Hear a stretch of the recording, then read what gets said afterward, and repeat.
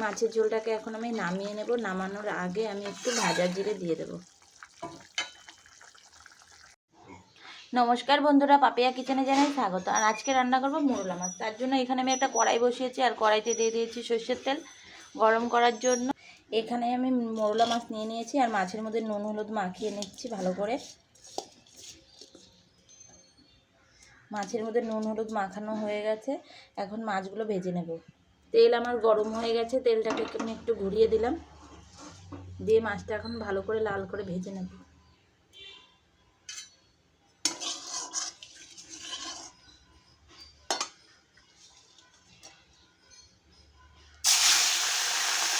আজকে আমি মোরলা মাছটা রান্না করবো পটলের শাক দিয়ে। তার জন্য পটলের শাকটাকে আমি কেটে নিচ্ছি। আর পটলের শাক দিয়ে সেই ছোটো মাছ, যে কোনো ছোটো মাছ রান্না করলে খুব স্বাদ হয় খেতে। এদিকে আমার মাছটা ভাজা হতে হতে আমি পটলের শাকটা কেটে নেব। যে আমি পটলের শাক নিয়ে নিয়েছি, আমি পটলের শাকগুলো এখন কেটে নেব। মাছ আমার ভাজা হয়ে গেছে এক পিঠ, আমি আরেক পিঠ উল্টে দিচ্ছি। খুব সুন্দর করে আমার এক পিঠ ভাজা হয়ে গেছে, আমি আরেক পিঠ উল্টে দিয়েছি। মাছ আমি ভেজে তুলে নিয়ে, আর কড়াইতে রয়েছে তেল। এখন আমি কড়াইতে দিয়ে দেবো রাঁধুনি। আজকের মোরলা মাছটা আমি রাঁধুনি সম্বাদ দিয়ে রান্না করব, তাই আমি রাঁধুনি দিয়ে দিলাম তেলের উপরে। রাঁধুনি আমার হয়ে গেছে, এখন আমি আলুগুলো দিয়ে দেব।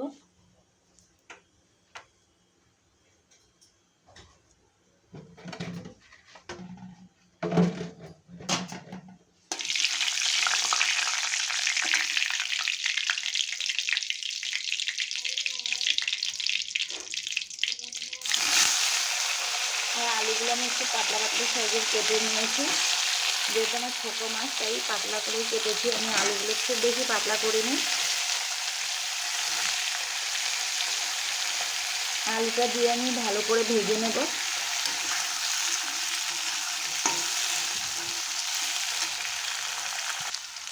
আলু আমার ভাজা হয়ে গেছে, এখন দিয়ে দেবো কাঁচা লঙ্কা চিড়ে। আজকের মাছে কোনো রকম মশলা দেবো না বেটে, আজকের মাছে কাঁচা লঙ্কা চিড়ে চিড়ে রান্না করব। আর এই পটলের শাক দিয়ে রান্না করলে মাছটা খেতে সত্যি খুব টেস্ট হয়। একদিন আপনারা বাড়িতে এইভাবে রান্না করে দেখবেন।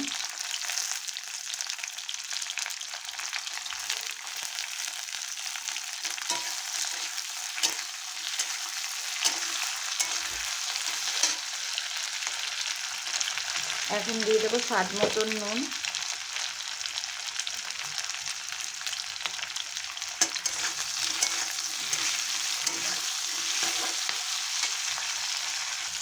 আমি একটু আদা কুচিয়ে দিয়েছি, একদম ছোটো একটা মেশিন দিয়ে।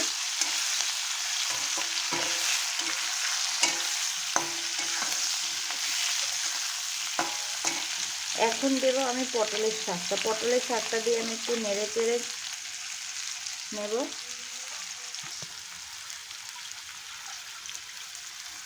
এখন আমি পটলের শাকটা দিয়ে দিলাম।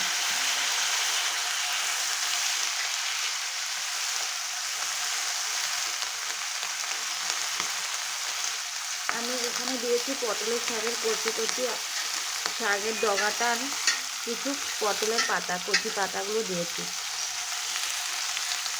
দিয়ে আমি ভালো করে একটু নেড়ে চেড়ে নেব।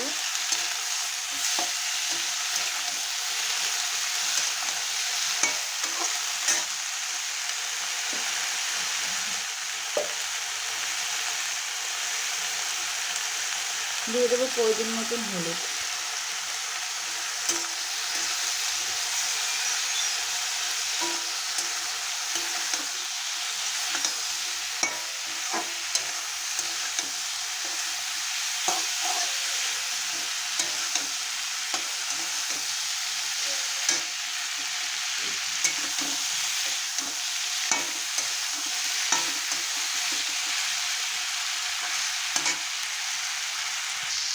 পটলের শাকটা আমার খুব ভালো করে নেড়ে চেড়ে কষিয়ে নিয়েছি।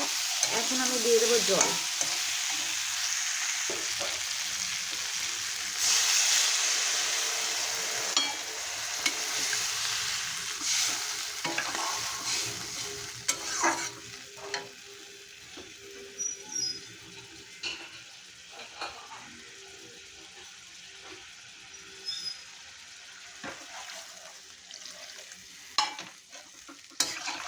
আমি জল দিয়ে দিয়েছি। এখন তরকারিটা ফোটার জন্য আমি 5 মিনিট ঢেকে দেব।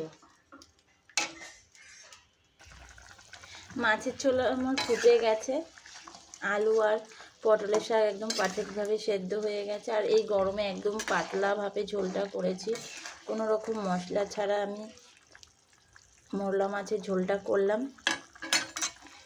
আলু সেদ্ধ হয়ে গেছে। এখন আমি ভেজে রাখা মাছগুলো দিয়ে দেবো।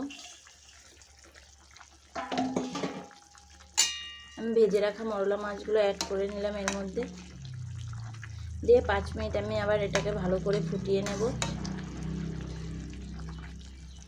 আর আমার ভিডিওটা দেখে যদি ভালো লাগে লাইক কমেন্ট শেয়ার আর সাবস্ক্রাইব করে দেবেন আমার চ্যানেলটাকে। আর এইভাবেই আমার পাশে থাকবেন। এখনের মতন টাটা, আর দেখা হচ্ছে নেক্সট ভিডিওতে। আর ভিডিওটা দেখার সময় কেউ স্কিপ করে যাবেন না, পুরো ভিডিওটা দেখবেন। দেখা হচ্ছে আবার নেক্সট ভিডিওতে।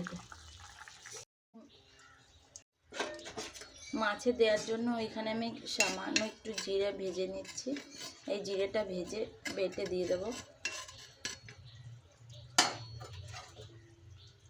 জিরে ভেজে নামিয়ে নিয়েছি, এখন আমি বেটে দেবো। জিরেটা আমি গুঁড়ো করে নিয়েছি, গুঁড়ো রেডি আমার। মাছের ঝোল আমি নামিয়ে নিয়েছি, আর ওপর থেকে আমি এইভাবে জিরেটা ছড়িয়ে দিলাম, ভাজা জিরেটা।